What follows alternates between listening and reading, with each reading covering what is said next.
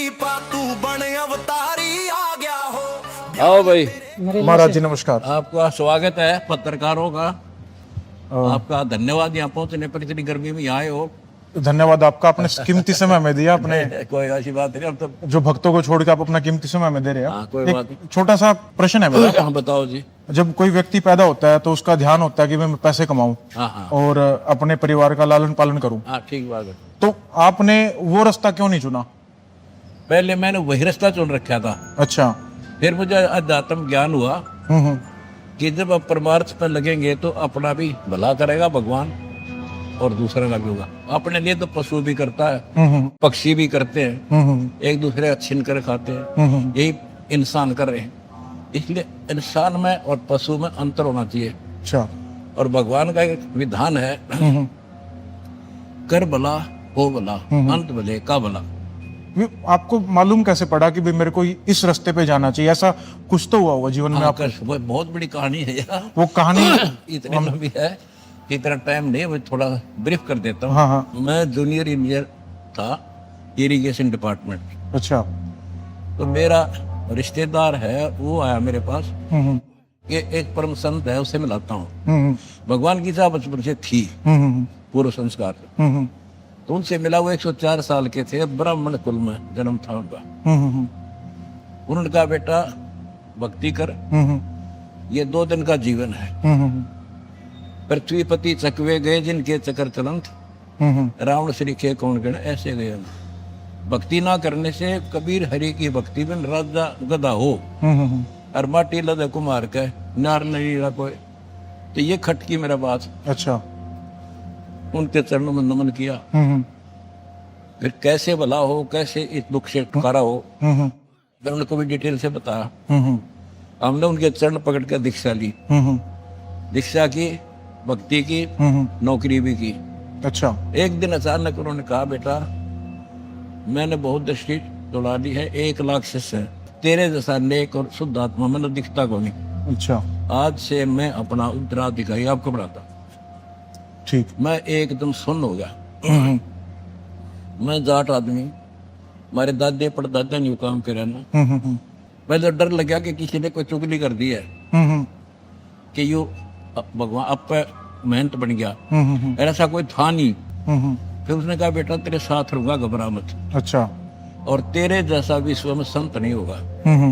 जब तो वो बात ऐसी नहीं लग रही थी कि मैं महाराज संत का क्या काम, पर कहते हैं अब दो बोला सहज सुबह और साध का बोला बिरथा नहीं जा।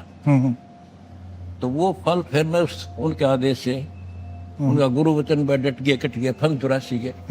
उसके बाद फिर मैंने नौकरी करते करते दीक्षा देनी शुरू कर दी। ठीक। प्रचार शुरू कर दिया। प्रचार इतना बढ़ गया कि दोनों काम नहीं हो सकते। अच्छा। एक रास्ता चुनना था मुझे, एक भगवान का, एक गृहस्थी वाला था ही। 2 बच्चे, 4 बच्चे थे, 2 बेटे 2 बेटी। और वो अभी बीच मझधार में ही थे। 2 की शादी की थी, 2 पढ़ रहे थे। अच्छा। तो भगवान की तरफ फैसला लिया कि जब तू सारी सृष्टि का रक्षक है तो बच्चा का भी रक्षा करे। ठीक। फिर विचार आया कि मैं मान ले आज गुरु जी का वचन ना मानूं और बच्चों में लिपट जाऊं, कल मेरी मृत्यु हो जाए, फिर कौन पालेगा। अच्छा। इस तरह के तर्क वितर्क मन में आए। फिर हमने भगवान वाला मार्ग चुन लिया।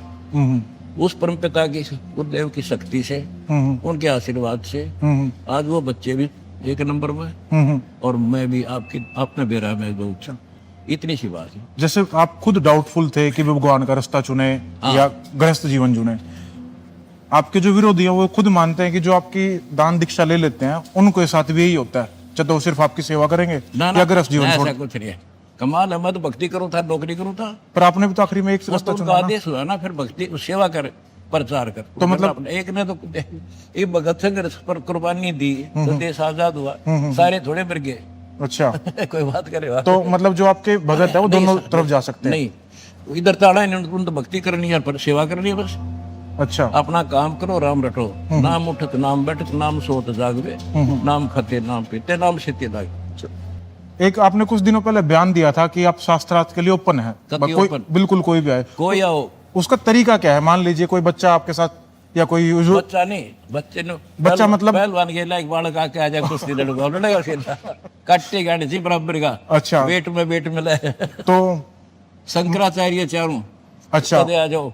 उनके अलावा कोई और इतने महंत बने बैठे हैं जिनके पास चेले बुका रखी प्रेमानंद जैसे, अच्छा कोई आओ मेरे साथ अनुरुद्ध आचार्य और ये तो अच्छा इनमें से कोई भी आए कोई आओ। तो उसका तरीका क्या तरीका होगा? ये होगा चैनल बुक करा जाएगा, अच्छा वो अपना पक्ष रखेंगे हम अपना रखेंगे, हम्म।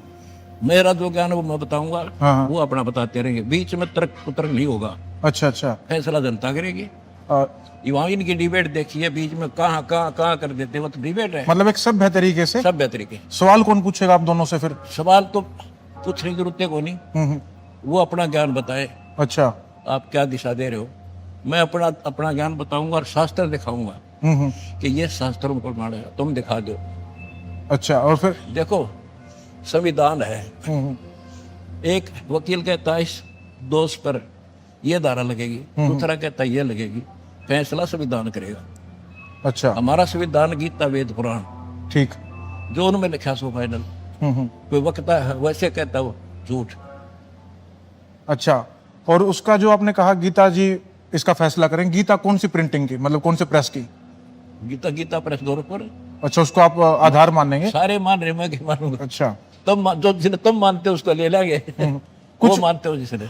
जैसा कि पत्रकार महोदय आप जी ने संतों के साथ डिबेट का प्रश्न किया है, उसके लिए मैं सभी हिंदू धर्म के धर्म गुरुओं से एक प्रश्न पूछता हूं, कौन ब्रह्मा का पिता है, कौन विष्णु की माँ, और शंकर का दादा कौन है, हमको दे बता। इनको ना पता हो ना फिर मैं बता दूंगा डिबेट में। आप लोगों से पहले भी संत हुए, जैसे ओशो थे, उनके बारे में आपका क्या विचार है? जन था कभी जीरो, बट उनके भी काफी अच्छे फॉलोवर हुए। फॉलोअर तो एक स्टूडेंट है, उसने 2 जमा 2 5 पढ़ा देगा, 2 पोल गोरट लेगा तो वो तो क्लियर दूसरा करेगा नहीं, 5 नहीं होते 4 होते हैं। जैसे आप एक टाइम पे जूनियर इंजीनियर थे, पढ़े लिखे थे, ऐसे ही ओशो के जो भगत थे वो तो अमेरिकन थे ज्यादातर, वेस्टर्न कल्चर के।